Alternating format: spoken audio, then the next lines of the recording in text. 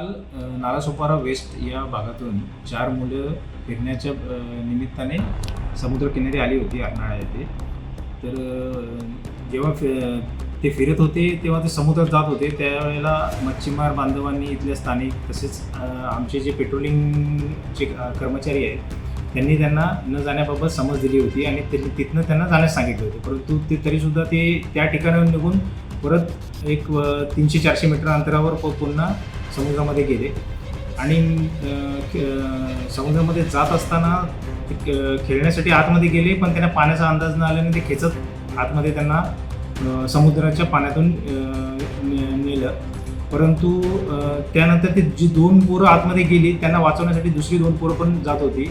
हे कळताच त्यांनी आरडाओरडा चालू केला आणि त्या दरम्यान आमचे पेट्रोलिंगचे जे कर्मचारी होते त्यांनी ते बघितलं आणि ते तात्काळ त्या ठिकाणी जाऊन त्यांनी जी 2 पोरं पाठी गेली होती त्यांना बाहेर काढलं आणि जी समुद्रात खोलवर गेली त्यांना ते काढण्यामध्ये अपयश आला आपल्याला. त्यानंतर मग आम्ही स्थानिक मच्छीमार, जीवनरक्षक आणि फायर ब्रिगेड यांच्या मदतीने त्यांना शोध घेण्याचा प्रयत्न केला. पण काल दिवसभरात तर काय आम्हाला यश आलं नाही. म्हणून आम्ही कोस्ट गार्ड यांना विनंती केली तर त्यांनी त्यांचं हेलिकॉप्टर पाठवलं संध्याकाळच्या दरम्यान. त्यांनी पण पेट्रोलिंग वरतून पाहणी करून शोधण्याचा प्रयत्न केला, पण तरीसुद्धा ते मिळून आले नाही.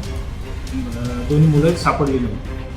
आज सकाळी एक मृत्यू सापडला, तो कुठे सापडला, कसं काय सापडला नाही? आज सकाळी 8च्या सुमारास आम्हाला खबर मिळाली की एक मुलाचा मृतदेह मच्छीमारांच्या जाळीमध्ये अडकलेला आहे. मग त्या ठिकाणी तात्काळ आमची टीम गेली, तिथे पाहणी केली तर त्या 2 मुलांपैकीच तो एक मुलगा तिथे मयत स्थितीत आढळून आला. नेमका आता पुढे तपास कसा प्रकारे सुरू आहे दुसऱ्या मृतदेहाकरिता? दुसऱ्या मृतदेहाकरता ऑलरेडी आम्ही आमच्या टीम सर्व किनारपट्टीवर पाठवलेल्या आहेत आणि स्थानिक मच्छीमारांचं म्हणणं आहे की मामाच्या वाडीच्या दिशेने ते मृतदेह जाऊ शकतो.